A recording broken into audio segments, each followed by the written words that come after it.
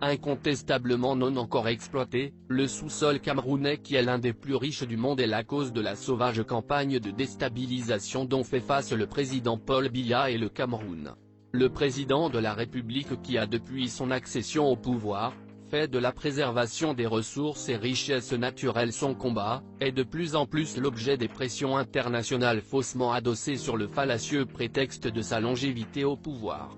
Depuis l'année dernière que le pays de Paul Biya est sur le point de rentrer dans le cercle très fermé des pays possédant des terres rares avec la découverte de plus de 300 minerais différents identifiés, à l'issue d'une longue recherche financée par la Banque mondiale, la pression est de taille. L'Occident veut placer après Biya une marionnette dont le rôle sera de brader tout le patrimoine minier et forestier du Cameroun.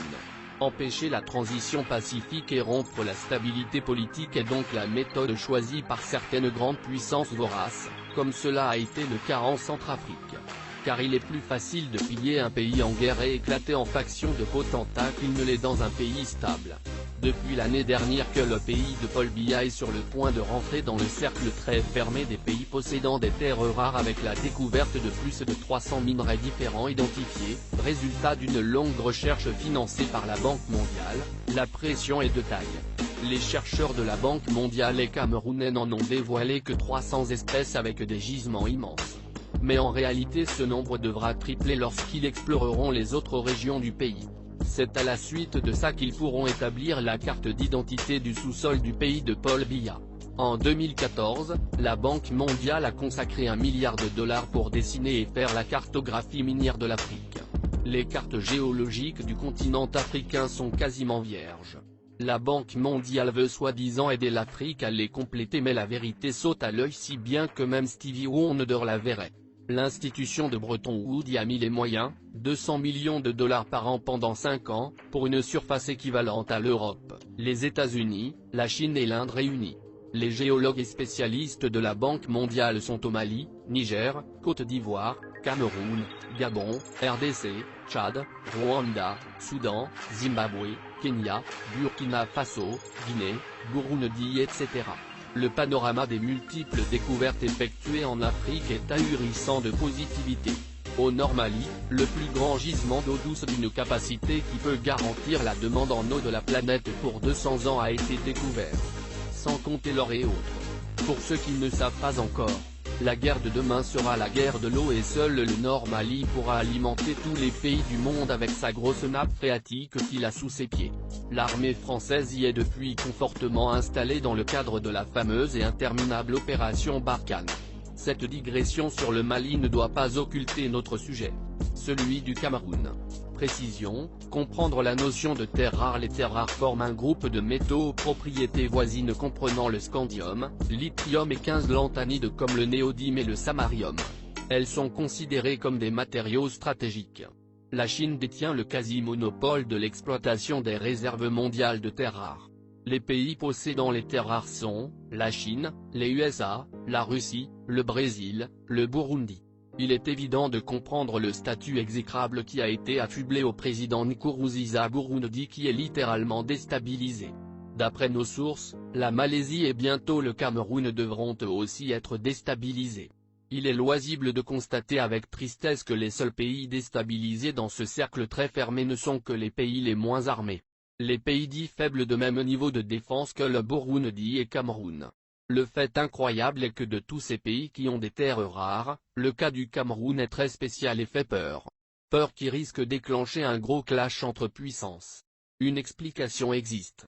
Dans les autres pays, on trouve 3, 10, 30 minerais différents pas plus qui sont classés terres rares, alors qu'au Cameroun, juste dans 3 régions du pays, l'on a découvert plus de 300 minerais tous différents des uns des autres avec des gisements dépassant tout entendement. En se laissant aller à un petit tour de méninge, il est aisé d'imaginer les résultats que ces études produiront lorsque les chercheurs géologues de la Banque mondiale et camerounais auront sondé les 10 régions du pays. Un vrai scandale géologique tout simplement.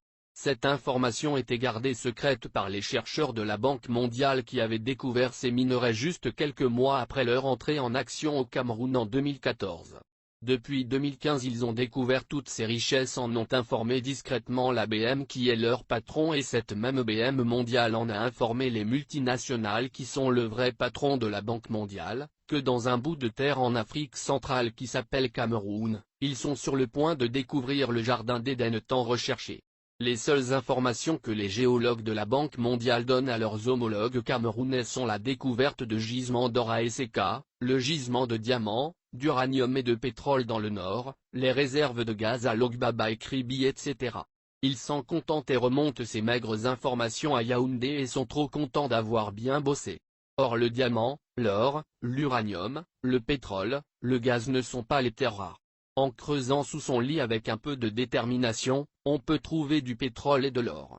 Depuis 2015, les informations sur les terres rares ne sont pas communiquées aux autorités de Yaoundé. Mais dans toutes les chancelleries occidentales ça discute fort sur comment mettre le grappin sur le Cameroun. Ainsi commence la déstabilisation Boko Haram, crise Nozo, les rebelles de la Séléka qui tentent une percée à l'est. Le pays de Paul Biya est tout simplement encerclé. Sans toutefois savoir le véritable problème. Les petits esprits accuseront la mauvaise gouvernance, d'autres parleront des inégalités, quelques-uns avec un esprit analytique très pertinent s'approchent de près du véritable problème en invoquant les matières premières. C'est là que les séjours suisses du président camerounais commencent donc à produire de bons fruits.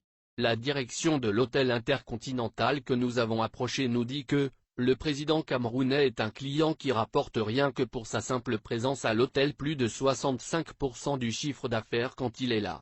Mais comment est-ce possible? Nous lui avons posé la question, quand il est là, notre hôtel se transforme en palais présidentiel. Des demandes d'audience, le président camerounais accorde des audiences aux hommes d'affaires, aux ministres de certains pays, à des délégations américaines, chinoises, brésiliennes, des ambassadeurs de certains pays etc. Tout ce beau monde devient de facto nos clients car ils prennent aussi leur quartier dans notre hôtel.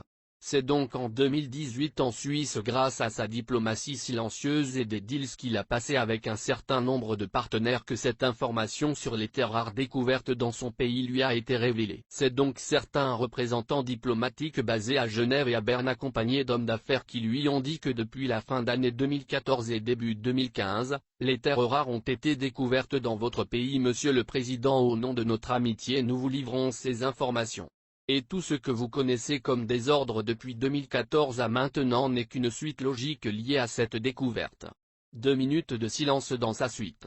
Le silence était tel qu'on aurait entendu le bruit des battements de paupières, nous raconte notre source. C'est alors là que les officiels camerounais pouvaient dire avec certitude et sans ambages, ce pourquoi on leur fait la guerre.